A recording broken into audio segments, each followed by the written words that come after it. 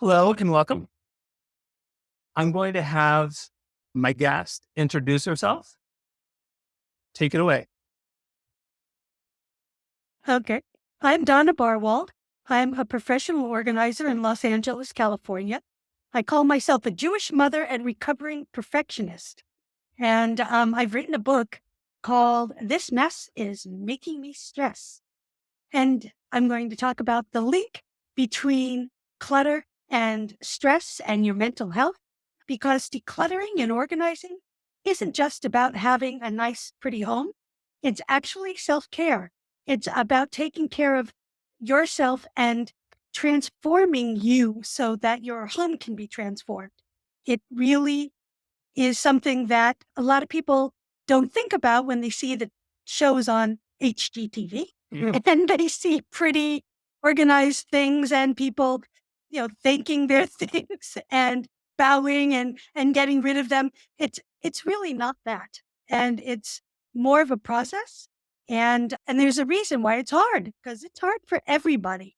It's not easy. And if it was, I'd be out of a job, because this is what I do. And I don't do it alone. I work with you to actually get in there and help, because it's a lonely job trying to organize, trying to declutter, and it's a mindset. So I'm going to talk about that. So the first thing I wanted to talk about was the link between clutter and stress and mental health.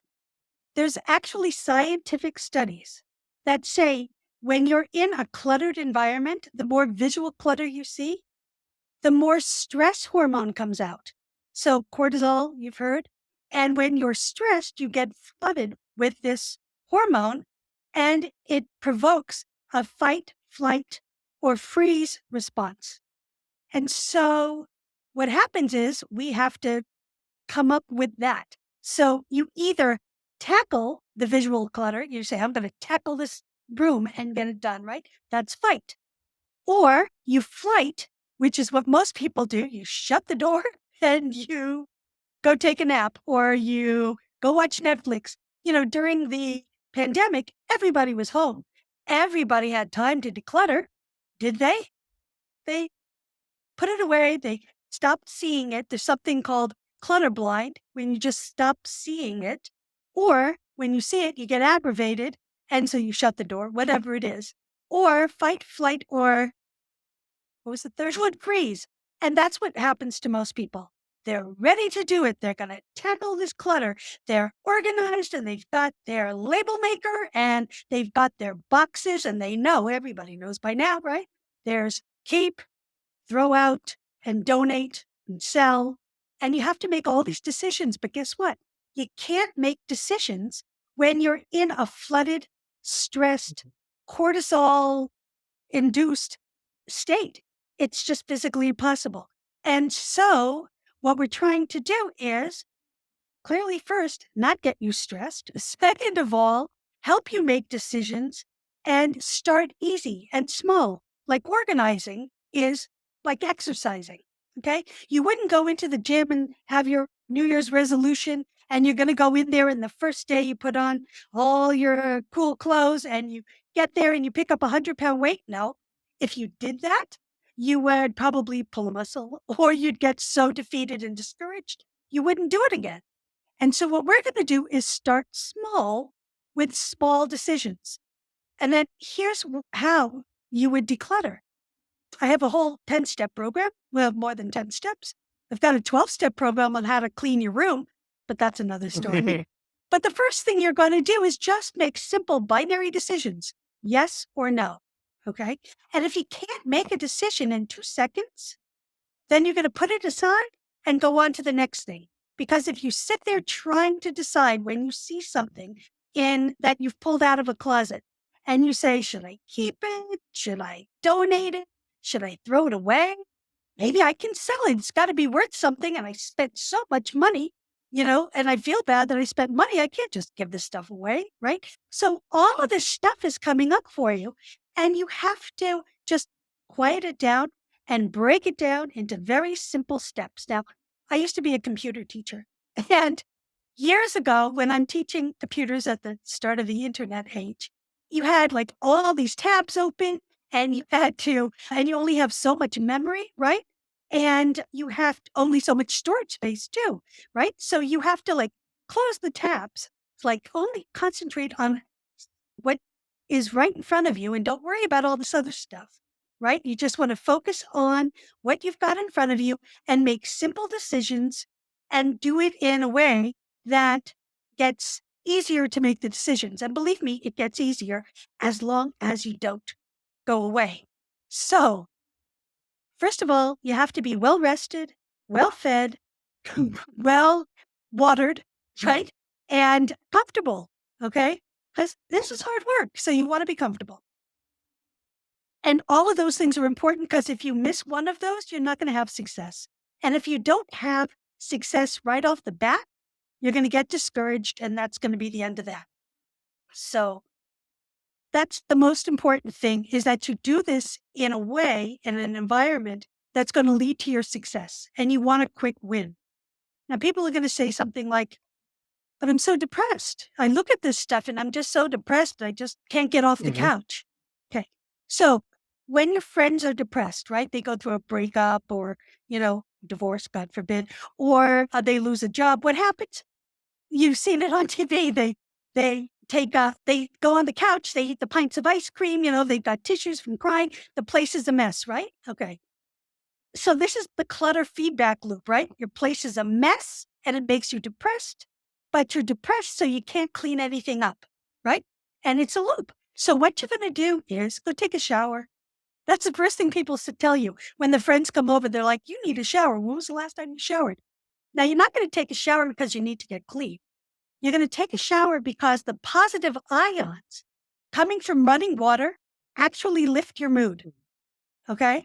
And then while you're in the shower, you see all that clutter from all the bottles and the lotions and the soaps and the scrubbies and whatever else you got in there? Clean those up. Make them nice, gather them together. What's this doing in here? It's empty. Throw it out. And you make that space nice and easy while the ions are flowing over you, I guess. And then you have a quick win. Oh, look at that. Now it looks better. And I've thrown things out. Okay. Not hard to throw things out if you're throwing out the right stuff. I tell people you don't have too much stuff. You have the wrong stuff and it's affecting your mental health. So the wrong stuff is stuff like empty bottles, right? In your bathroom. Let's just take the bathroom. In the bathroom, empty bottles, old cosmetics, raggedy towels. Okay. So now you're getting out of the shower and you reach for a towel. Okay. What are you going to reach for? Always your favorite towel, right? The big fluffy things you get at Costco or whatever. You want a nice towel and you deserve a nice towel. You don't need to dry yourself with the raggedy, threadbare things that you brought with you from college. No, you want nice things. And people are always going to pull out or use their favorite things, right? And so the rest just sort of sit there. They get thrown to the back. Like if you want to know what to declutter, everything that's still in your drawers when you're doing laundry, that's the stuff you're not wearing. That's the stuff that gets decluttered, right? In the kitchen, when you're emptying the dishwasher, the stuff in the dishwasher is the stuff you use. The stuff in the cabinets are the stuff you never use, or you never look at, or you can't get to because you have so much stuff, right? And so you use the same things over and over again because the other stuffs are pushed to the back. So we're going to start with really small decisions and really quick wins. Okay. So now you're there, you're pulling your towel. You're like, I don't like these towels. Why I would never use them? Why are they here? That's a get rid of thing. Okay. So instead of saying get rid of them, I like to say let go. Okay. It sounds easier when you're letting go of something. And then here's a visual. You're holding on to something so tight. Unless you let go, you can't receive something else, right? So it's the let go that's important. And not the what am I going to get rid of? It's what are you taking with you into your new life that starts today? The life that you're living now. not the life that you lived in college or before you had kids or when you had kids and now you've got an empty nest or whatever it is. The life you're living now is the stuff you want to surround yourself with. Okay. So you have to just make the decision, keep or let go. Is it good for my mental health or not? Now, here's the other thing. People keep things around them that make them sad, make them angry, make them so frustrated, make them relive trauma, right? And you have these negative emotions that in addition to stress, these negative emotions just like turn you up and then you can't make any decisions at all. It's like too much, right? So when I talk about the wrong stuff, I talk about things that bring up negative emotions because that's what's going to derail you. Okay. So keeping divorce papers and rejection letters and broken thing, people say, oh, I'm going to fix it with glue or whatever. And it never happens, the super glue, because somebody broke your favorite thing. Just looking at that broken thing brings back so many memories of being angry with that person. First of all, it just never gets done because you can't look at it. And that's why you can't look at it, because it brings back memories. It's not like you don't have time. You have time. You have time to do the things you want to do or that feel good, but the things that don't feel good, you don't have time. You don't make time. Okay. So the wrong stuff is stuff that's broken, raggedy, obsolete, right? Electronics that are obsolete, things that make you angry or sad or some other kind of negative emotion, or that you don't even do anymore. Say you were a champion horseback rider and you still have all your gear. I don't know who would have this, but I'm watching Yellowstone and they're all about riding horses. Okay. So you've got all this gear with you of stuff that you used to do, but that's not you anymore. Now you've got a thriving business and you're busy scuba diving, right? So you keep the scuba diving gear because that brings you joy. And the horseback riding, okay, maybe you keep something, you know, maybe the saddle because it's your saddle or something of your favorite thing, but you don't have to keep everything. Just one thing that reminds you of a nice part of your life. But if you fell off a horse and you got kicked in the face or somebody, stole your horse or the horse, God forbid, had to be put down, you don't want that with you because it's just going to make you upset every single time you see it. Right? It's certainly not going to be on display because it brings back these memories and trauma. So the first thing is you look at something, you take one little shelf or drawer at a time. You're not going to pull out everything from the closet. I don't know if you ever watched Marie A Kondo little bit. on HGTV. She pulls like all these, everything out of your closet and dumps it on your bed and then leaves you alone to go through your clothes. If I could do that, I mean, me as just a person, if you could do that, you wouldn't need Marie Kondo. And it's impossible and nobody can do it. It's completely unreasonable. Here you are feeling so bad about yourself because this is so overwhelming. But guess what? It's overwhelming to everybody. And even Marie Kondo, now that she has kids, doesn't have a house like she had because she's got kids. Nobody has time to do what they would if they had all the time in the world. So my big expression is done is better than perfect. So if you only have time to go through your underwear drawer, great.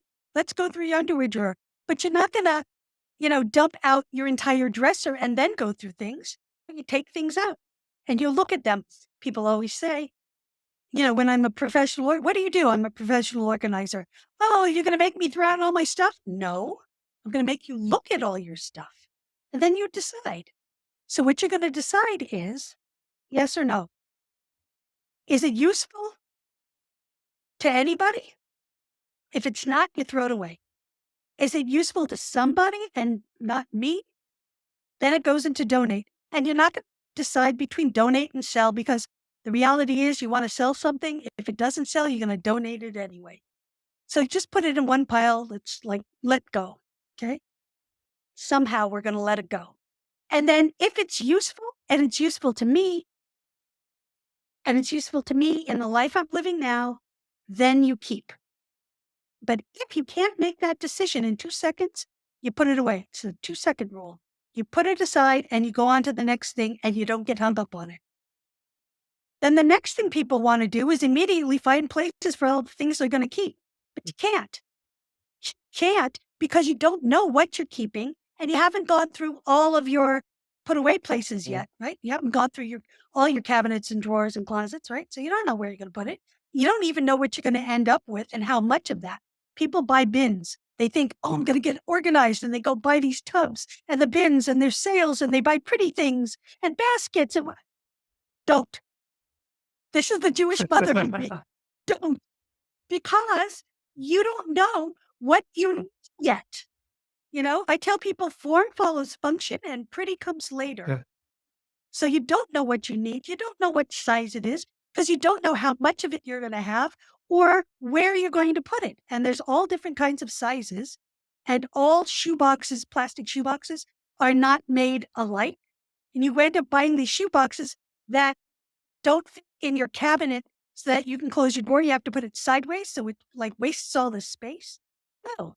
Or the top of your closet. There are containers that actually are small enough for you to lift and they're tall instead of wide. So they maximize the space, but you don't know what you're going to need until you're done. So all we're doing is deciding keep, not where to keep, or let go, not how to let go, just that.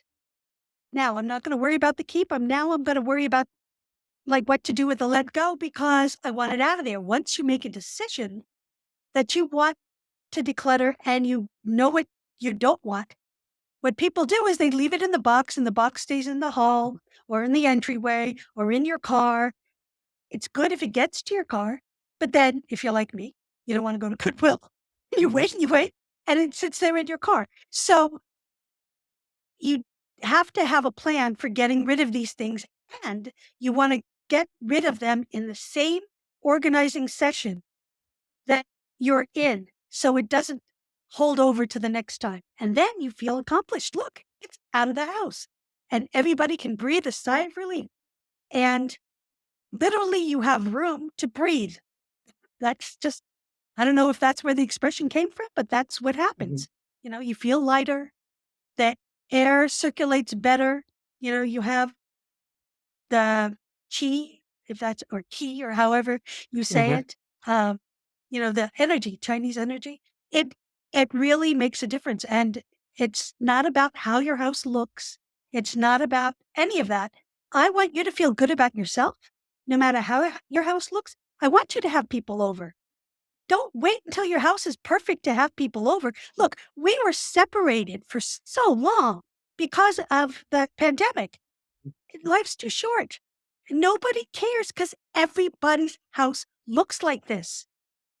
If I showed you my house right now, I'm organized, but it's not tidy, but it could be. If I knew you were coming over, I could clear up and not just shove things in the oven like they did on Friends. I could clean up because I know where it all goes. But it's not like that every day because I live and I've got kids and cats, and I'd rather spend my time doing something else until it's time to clean up. But so it's not about cleaning up and it's not about tidy. It's about having places for things that you're not overwhelmed with stuff and it's not hanging over your head. Like you want to relax when you're in your house. You want to relax. I want to watch TV.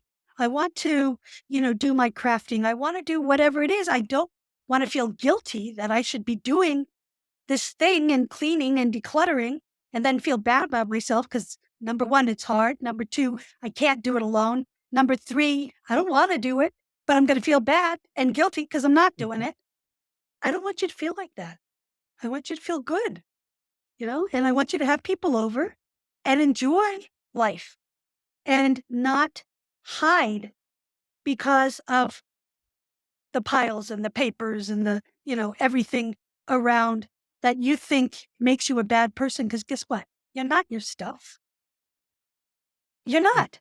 It's just you're busy doing your life and, you don't know either how to organize, which is why people are here to teach you, like me, right? You don't have, look, if you couldn't play Mozart's symphony, are you going to feel bad about yourself and go around feeling ashamed because you can't play the symphony? You can't paint like Picasso or Monet? Oh, it's a talent. Organizing is a skill that some people have and some people don't. If you have ADHD or you're neurodivergent, autistic, or whatever, you don't have those skills. You can be taught them and you can improve. You're never going to be a Monet, okay, whatever, doesn't matter. But you can get better at it and it can make your life better. And that's the important part.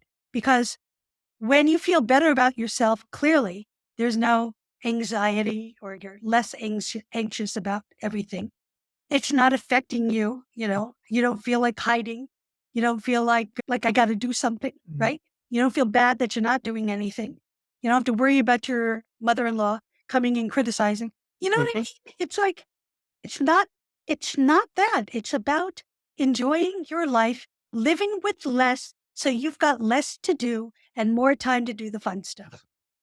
That was a lot. It's a lot, but that sums it up. I think that sums up why people do it to, to enjoy their life more and to be organized and know where things are, and they don't have to work so hard at it.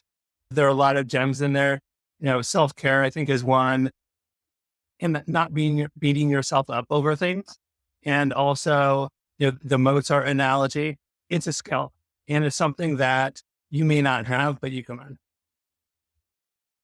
Yeah. And people call themselves hoarders. Oh, I'm a hoarder, right? Or my husband is a hoarder. And, if you were a hoarder, you wouldn't be reading my book. You wouldn't be watching podcasts. You can't function. It's actually a mental health disease. It's part of OCD. Actually, people think of OCD as, you got to be neat and organized and, line things up in little rows. No, it's actually a feature of OCD, the hoarding disorder. So you're not a hoarder.